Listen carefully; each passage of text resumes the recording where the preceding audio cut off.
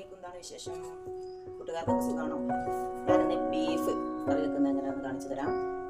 ആദ്യം തന്നെ ബീഫ് കഴുകി വൃത്തിയാക്കിയതാണത്. നമ്മൾ കുക്കറിലൊക്കെ ഇട്ട് കൊടുക്കുന്നു.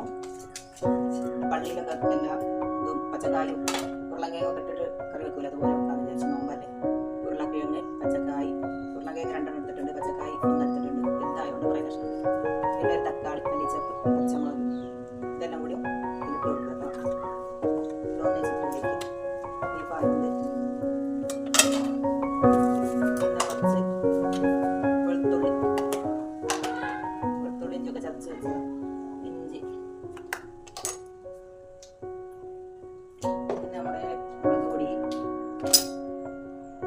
മുളക് പൊടി ഒരു 1.5 സ്പൂൺ മതി, തേങ്ങ അരച്ച് വെക്കുന്നല്ലേ. പിന്നെ മല്ലിപ്പൊടി 2 സ്പൂൺ മല്ലിപ്പൊടി,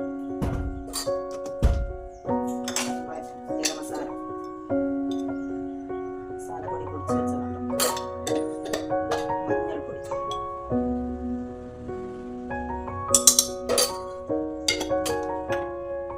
അതിനുശേഷം നമ്മൾ കറിവേപ്പില, ഉപ്പ് പാകത്തിന്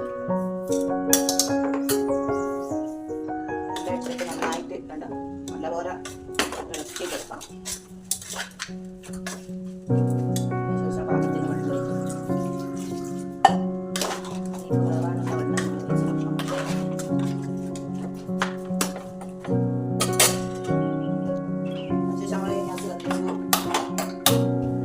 അധികം വേവില്ലാത്ത ഇറച്ചിയാണ്. 5 വിസിലുണ്ട്.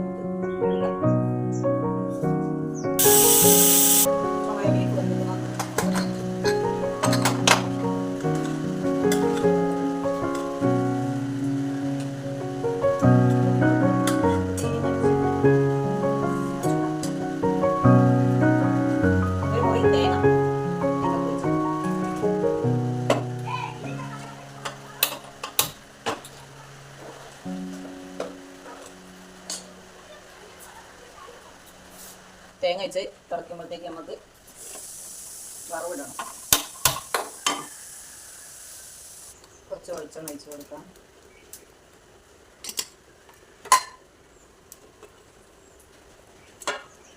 ഇവിടെ കുറച്ച് 4-5 ചെറിയുള്ളി കുനുകുനാ അരിഞ്ഞിട്ട് കറി തിളച്ച് വരുന്നു. ഇത് തിളയ്ക്കുന്നതുണ്ടോ? കുറച്ച് ചെറിയുള്ളി വാടി കറിവേപ്പിലൊക്കെ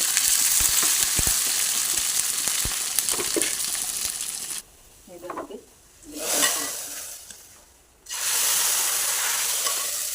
നാടൻ ബീഫ് തേങ്ങ അടിച്ച് വെക്കണം കേട്ടോ. അപ്പം അടിപൊളി. അപ്പോൾ എല്ലാവരും ലൈക്ക് ചെയ്യുക, ഷെയർ ചെയ്യുക, സബ്സ്ക്രൈബ് ചെയ്യുക, ഫോളൊന്ന് നോട്ടിഫിക്കേഷൻ ഒന്ന് തൊട്ട് കൊടുത്താൽ നിങ്ങൾ എൻ്റെ കൂടെ ഉണ്ടെങ്കിലേ കാര്യങ്ങൾ മുന്നോട്ട് പോകും. Okay, bye bye.